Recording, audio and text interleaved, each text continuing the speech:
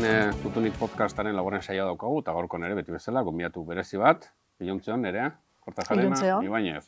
Oida. Nola esaten da? Zeinuen hizkuntzan, arratsalde on denei, gaur Nerea Kortajarena ezagutzeko aukera izango dugu. Ba, nik ez dut pena handia dakate, baina ez dut zeinu hizkuntza menderatzen, nera magorra da, baina nik Espainiak irakurtzen ditut, eta hori da superpotere bat deskubritu nuna legebiltzarrera iritsi nintzanean. Horrek suposatzen duen guztiarekin. Bai. Hori da doai bat politikarako. Kostatu zizaiena batzuei segurazki identifikatzen, baina... Nian konturatu nintzen, Ikusten nitunean parez pare batzuk, eta deskubritzen dunean, esaten naizian, da nere inguruko korren kontzientetziala konturatzean, esan ostras, badakat potere potente bat, Eta noiz indezu adibidez deskubrimenturik handien aurrela. Porque ez da erresa gauza bada, komunikazioan entzuten da, ikusten da, baina gu normalan ez dugu ikusten, zuk ikusten dezuna.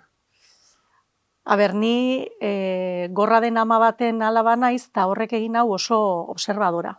Eta fijatzen naiz Espainietan, baina begiratzen ditut gainuntzeko periferian dauden kontu guztietaz fijatzen naiz. Eta deskubrimentu handina usteet izan duzela legebiltzarrean eseri eta lehengo investidura saioa izan zanean. Ez dut esango ze kontestutan da zeini, baina bai esaldi borobil bat harrapatu niola. Hori esan duzu, ama, gorra kazula. Horrek zure esteko orduan nola, ze suposatzen du?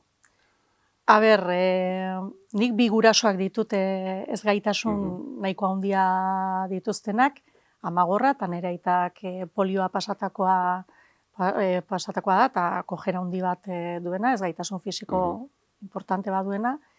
Eta egia esan, horrek ez du baldintzatu gure egunerokoa, oso modu arruntean bizi izan du dugu dana, baina egia da, gu leku guztita jute ginean arraro ginela. Eta denborak erakutsi dit, horrek nolabait kendu ditela presio bat, ze nik ez dut inoiz sentitu normala izatearen beharra. Eta hori niretzako gauza importante bada, ze gauza asko relatibizatzen dituzu, eta agian beste batzuk ikusten ez dituzten gauza batzuk ikusten dituzu, eta uste dut horrek egin hauela baita ere maila batean naizen persona, ez? Zer da normala ez izatea?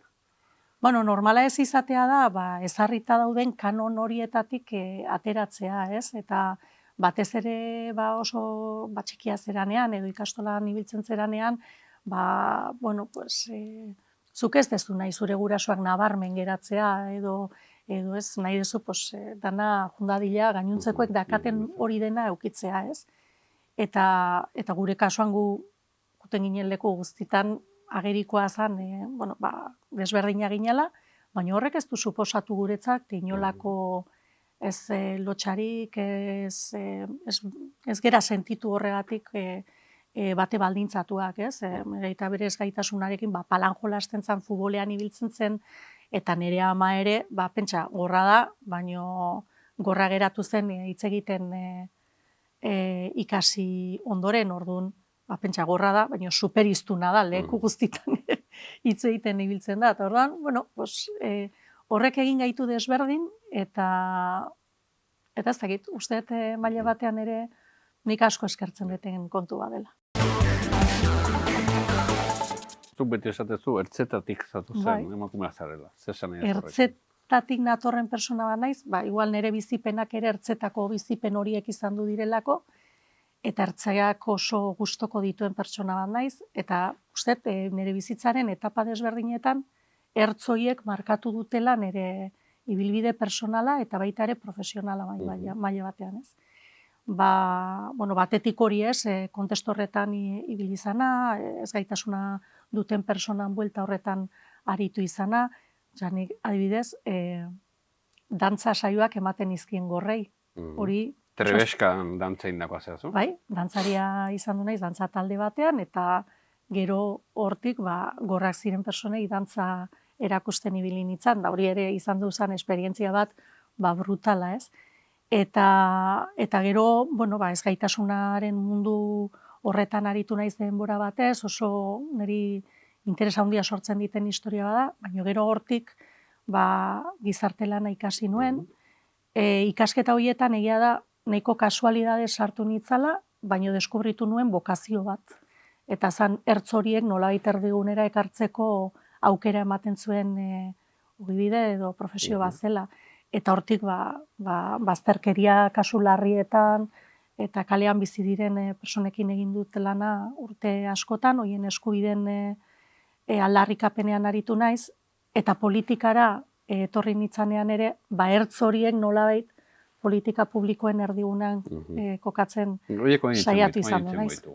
Zure formazioan esan duzu, gizarte langilean eta gizarte hezkuntzan diplomatua zea. Baina ni naiz gizarte langilea. Ofizioz eta bokazioz. Eta Mausen, gizarte fundazioan, 17 urtez, zuzendaritza lanean aritu, eta handik etorri zinen politikara. Baina esan duzu, bokazioa ere bat zenun gaztetatik, eta bolondres ere aritu zea, ez bakarrik dantza erakusten gormutuei, Aspazen ere aritu zea. Aspazen ere bai, egia da. Eta nolako ezian Benidormeko bakazio gaiak? Benidorren ez gera egon gea Salouen, egon gera Marbellan, brutala. Esperientzia horiek, hori. Horiek gaztetan nintzen dituen. Bai, horiek egin nituen, nik ez dakit zenbat urte eukiko nituen, 21, hola. Bai, segura asko buelta horretan, eta zien baita ere, ertz horiek, erdigunera ekartzeko esperientzia horiek, ez?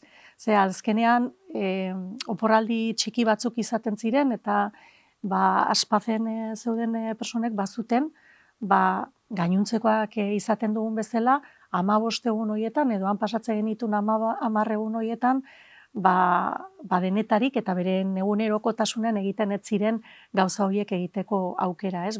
Piztina batean ibiltzea, baino baita ere, parrandan, gau pasan, eta mozkorkeian ibiltzeko aukera hori, ez? Eta guk konpartitze genituen espazio horiek beraiekin, jute ginen laguntzaile bezala, eta oso esperientzia brutala eta polita izan bezala. Gutxik ingo luke 21 urterekin, Juan, Aspazen zen kuadria batekin oporretan emateko zure oporrak. Nik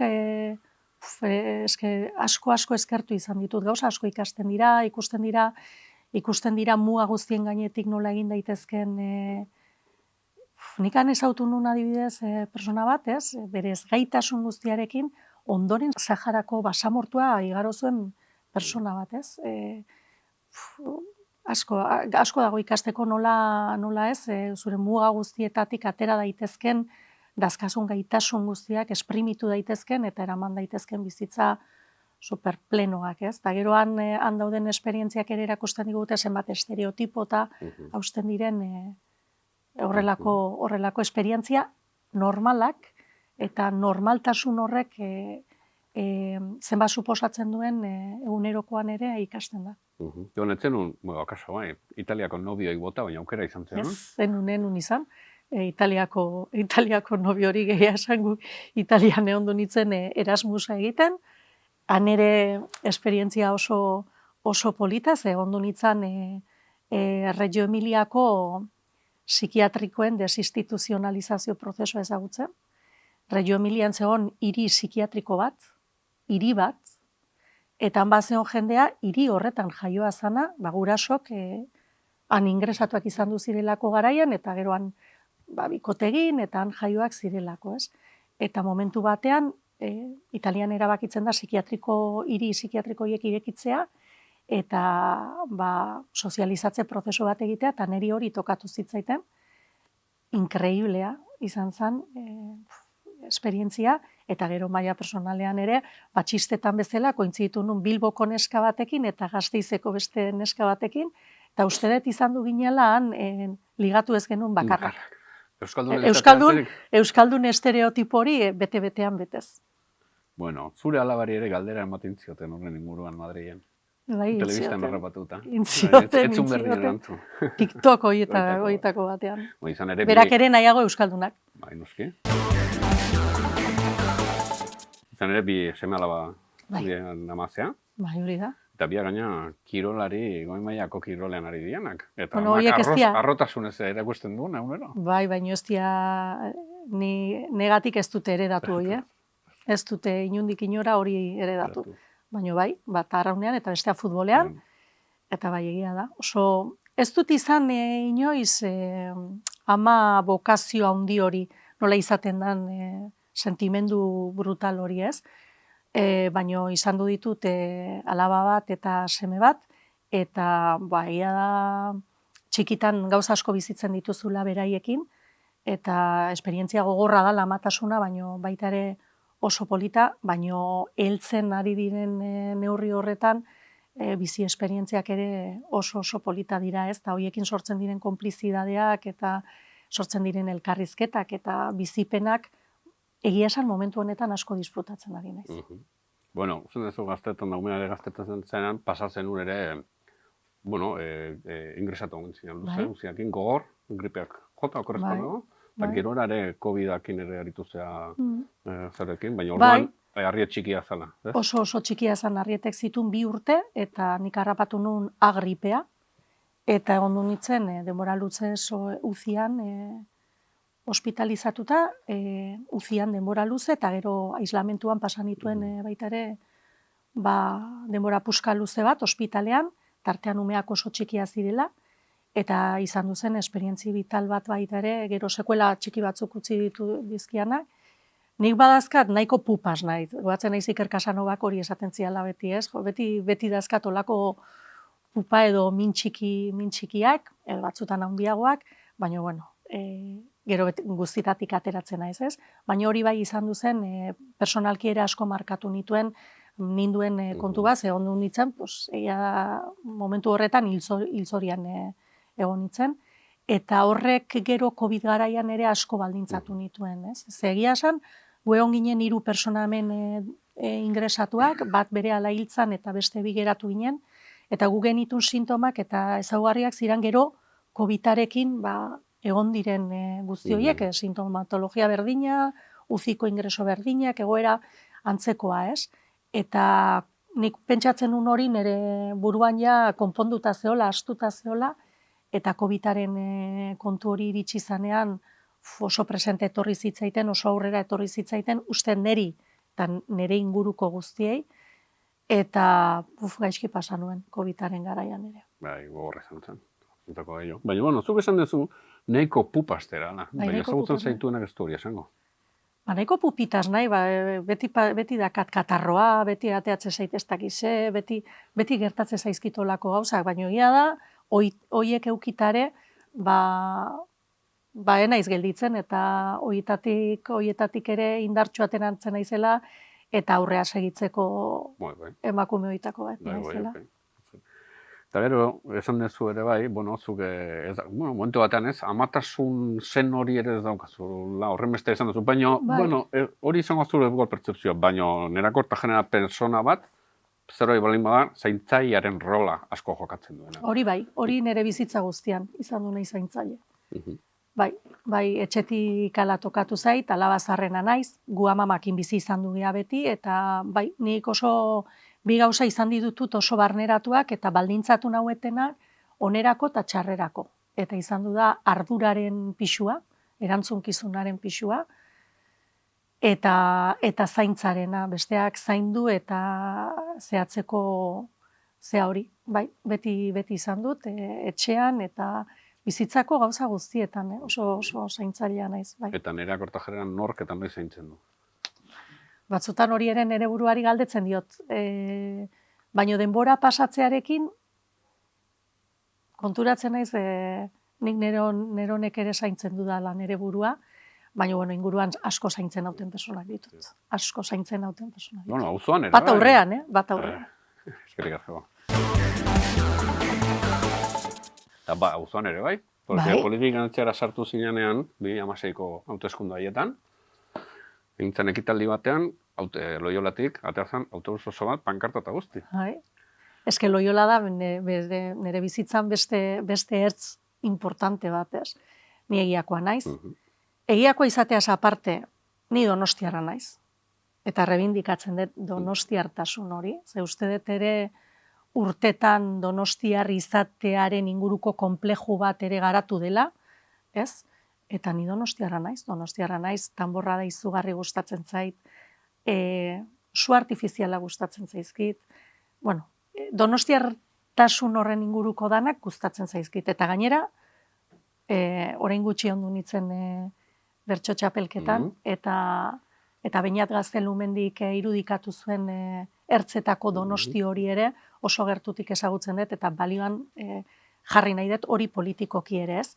Baina gero, egiakoa naiz, egia niretzako da nire izaeraren parte bat, egiatarra izatea, baina Loiola tartu egin nintzen gero, eta Loiolan deskubritu nun komunidade bat zer dan, berezia, ertzetakoa, normaltasunetik gutxi duna, oso divertigarria, eta oso abegikorra, eta niretzat izan duzen deskubrimentu bat, nik enun nahi Loiolare bizitzea jun, enun nahi, iruditzen zitzaiten, Loiolara, kiston pereza enun nahi, baina han deskubritu nun, eta uste dut irakaspen politiko asko utzi izkitela Loiolak, ez? Zer dan muturreko egoera ekonomikotan bizitzea, nola horietan egiten den aurre, nola garatzen den auzo bat oso desberdinak diren personak elkartuz. Nik Loiolan sumatu dut, politikoki gure gertu egon daiten jendea, baina politikoki guretik gertu ez dagoen jendeak ere bizi izan dula arrotasunez Loiolatar bat legebiltzarrean egotea, eta beti sentitu izan naiz oso babestua zentzu horretan. Oso polita izan du da hori. Esan nahi nuen, porque, bota ez du Gipuzkoako bertso finalekoa, porque baita ezea, eskan dantzan aritua, eta euskal zalea, amorratua, eta euskal kulturaren amorratua, eta orduan, zeinen galbi galderen zu dantzarekin, zeinen aurrean egin dezu dantza gehien gustatu zaizuna, eta gutxien gustatu zaizuna. Gehien zeure asko dantza disfrutatu, leku askotan disfrutatu izan dudet. Guretzako bazeon aktuazio kutxun bat urtero eta zan Donostin aste nagusian egiten zen aktuazio bat, eta hori izaten zen urteko gure aktuazioa, eta urduritasun eta asarre asko egoten ziren horren bueltan, baina gero ondorengo parranda brutala zen, eta orduan hori oso oroitzapen honekin, baina segura asko aktuazio kutxunena goizuetan izan du dira. Urtero jute ginen goizuetara, gero goizuetarekin ere mantendu izan du dugu harreman handi bat, baina han egin ditugunak.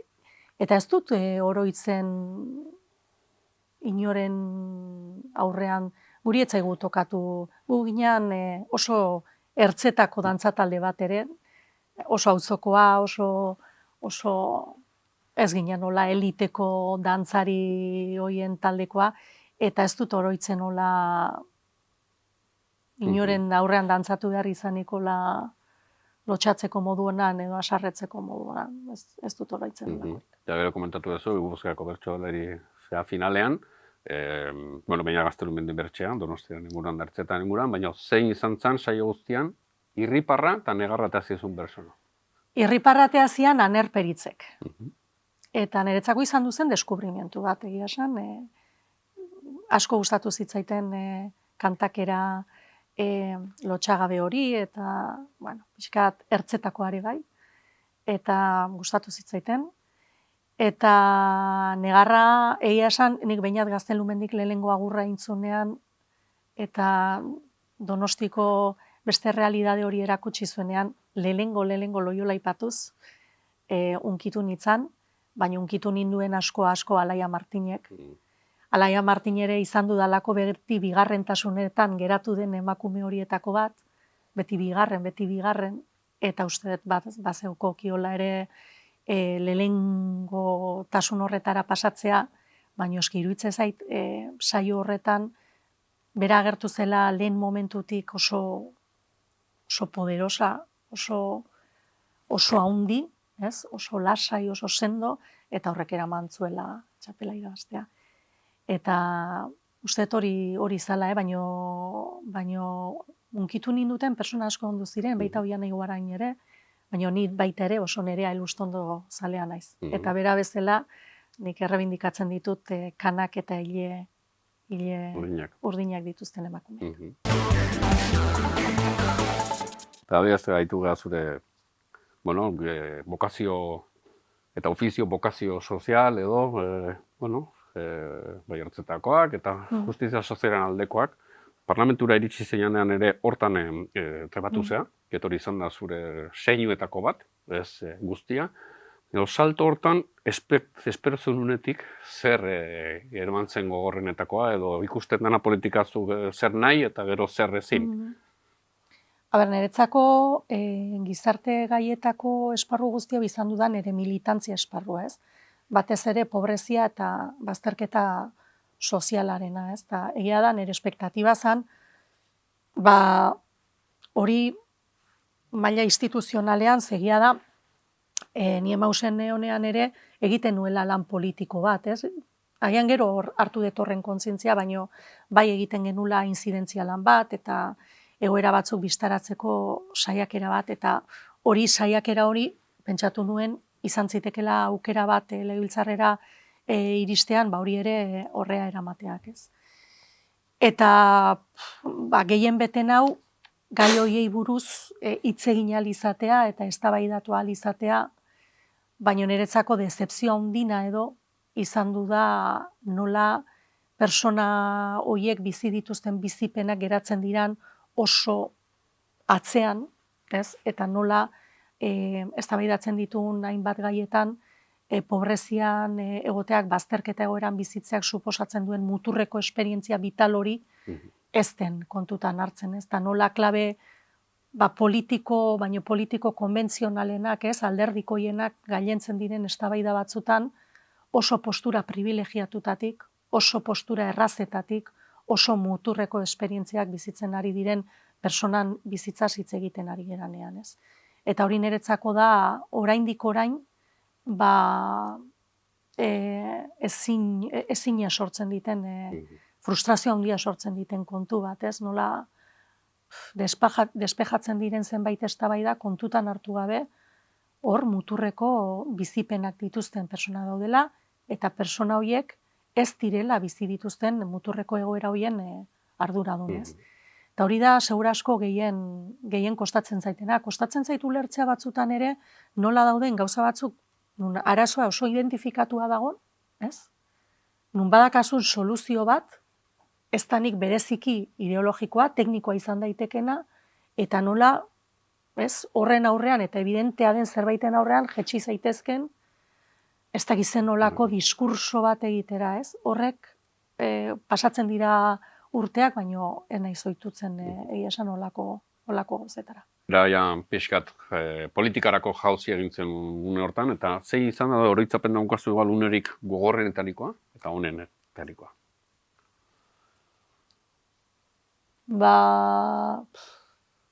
Gogorrak egon dira asko. Egia esan, ze gogorra den politika. Oso gogorra da, ez da batzutan egia esan. Emakume izan da? Emakume izan da, nik uste brutala dela.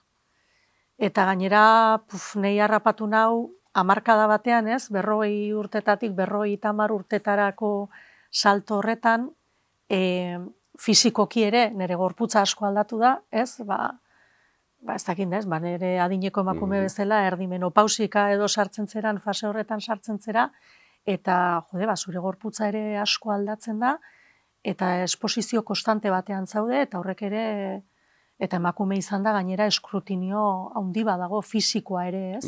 Eta hori oso gogorra da, ez? Gizonezko pasatzen. Nabaritu ezo asko emakume izatea, dagoen handikapa politika dintzen. Gainera, nik bereziki, egia da, nire itxura fisikoari, eta ez diot inoiz olako garrantzi berezia eman, eta orduan presio estetiko eta fisiko hori asko sumatu dut, ez? Eta uste dut, nire adineko emakumezkoen bizipen hori brutala da. Baina gero baita ere, beste maila batzutan, ez? Politika egiteko moduak oso maskulinoa dira, oso gizonena dira. Eta nik ikasi dut parlamentoan adibidez, kaso pixkatiteko hautsa jetxi behar dezula. Ze bestela inork ez dizueran entzuten, ez? Edo espero da zutaz, astean buliaka, kaso pixkateitean nahi baldin maezu, batzutan registroak aldatu behar dituzu, atentzioa zure ganatu, eta zehatzeko, ez? Eta oso asko kostatzen da, ez? Gizonezkoen mundu horretan, pixka bat arreta hori, ez? Gizonezkoei erresago ematen zaien arreta hori, lortu ahal izatea, eta hori zaila da, ez? Eta gero egunerokotasunean momentu oso gogorrak bizi dira, nik lehen esan dizut erantzunkizunaren pisu hori beti izan dut, nire izaeran hori konpartitzen dut beste kide batzukin ere, baina nire gainean hartzen dudan kontu bada, eta batzutan behar dituzu beste soporte batzuk, eta politika kokatzen zaitu ia erdi biluzik mila konturen onduan, ez? Ordu momentu gogorrak, egondu dira, asko segura asko, ez? Da batzuk dramatikoak, ni ere nahiko dramatika naizelako kontu batzutarako, orduan, igual bizipen batzuk beste batuntzako ez dira hain larriak, baina nik bizi izan du ditut oso dramatiko bezala, ez? Eta momentu politak ere asko, ez? Azkeneko kanpaina niretzako izugarria izan du da. Bueno, azkeneko kanpaina ere, bigarrentasunetik lehen pasatzen zen. Bigarrentasunetik lehenengo tasunera pasatze hori asko kostatu zait.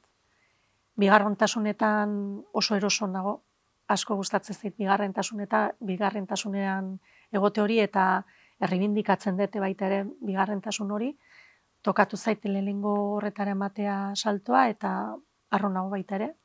Baina egia da jende ikaragarria eukinula momentu horretan, ez? Eta beldur asko nion kanpainari, izugarria, horrek danak suposatzen zuenagatik, eta gainera momentu berezia zalako, baina esan behar dut gozatu nula. Horregatik etzera kikiltzen den emakume bat? Naizta horrela asimatu, ez azten den emakume aztena? Ez, kikildure ez. Itzalean komoda egonagatik ere, itzalik ez dago, argirik ez balin badago. Beste goza bada, argiaren fokoa zugan jartzean eroso sentitzea, baina... Bai, argiaren fokoak ez zaizkidu gustatzen. Eta enaiz ohitutzen, zaila egiten zait, baina, bueno, kanpainarena benetan izan duzen izugarrizko plazerra. Ezagutu nuen jende bat inguruan inkreiblea, persona supergazteak, eta pentsatu nuen, eskegia da, eta gero ekitaldiak, nik beti esaten dut superpotentzia emozionala dela Bildu, baina potentzialidade hori, emozional hori, sentitu nuen gorputzean, sentitu nuen egunerokotasunean, egin nun parpila bat, izan du da niretzako momenturik seguro politena, eta gero bizi izan du ditute oso momentu politak ere, eta momentu txarretan ere parra asko indete. Bueno, balantzea oso positiboa da. Sartu Bildura binkulatu zinara egin baten esategatik, prozesu honetan sartuta politika gintzen, espero zenunetik, gehi eman dizu gutxiago Bilduk. Egia esan, ni Bildura sartu nitzanean, enitzan sartu espektatiba gehiagikin, ez? Tokatu zitzaiten salto ematea oso momentu katartikoan ere bizian, oso momentu berezia zen, eta erabaki nun aldaketa bat egitea, eta pentsa ni oso persona arduratsua izan du naiz beti, eta beti euki behar izan dut dana nahiko kontrolatua, eta behar nitun inguruko elementu guztik nahiko kontrolatuak, ez? Eta nire sensazioa da, Bildura salto egiten detenean, tokatzen dela nire bizitzan, lehenengo aldiz, nire erabaki propioak, nire buruan eta nire desiotan oinarrituta hartzen ditutela. Eta erabaki hau hartu nuen, ez? Eta hartu nuen espektatiba gehiagirik gabe, jakin gabe ze gerta ziteken, zen niretzako oso mundu berria zen, inorren nuen ezagutzen, Euskal Herria Bildu. Osea, inguruan banituen, ez? Baina egia da enetorren alderdietako militantzia horietatik eta enetorren esparru horietatik. Orduan sartu nintzen, bueno, esperientzia vital bezala nire ekarpena, herri honi ekarpena egiteko idea horrekin, eta pentsatu ikan ere militantzia esparru horrek suposatzen zuen hori ekarri nezakela politikara, baina eroia da asko eman ditela, ez? Gauza asko deskubritu ditut, deskubritu dut feminismoa bere horretan, deskubritu dut indar komunitario potente bat, deskubritu dut ibilbide militante horietan jendeak egin duen ekarpena, eta horrek nola osatu duen gaur egun dugun egoera hori.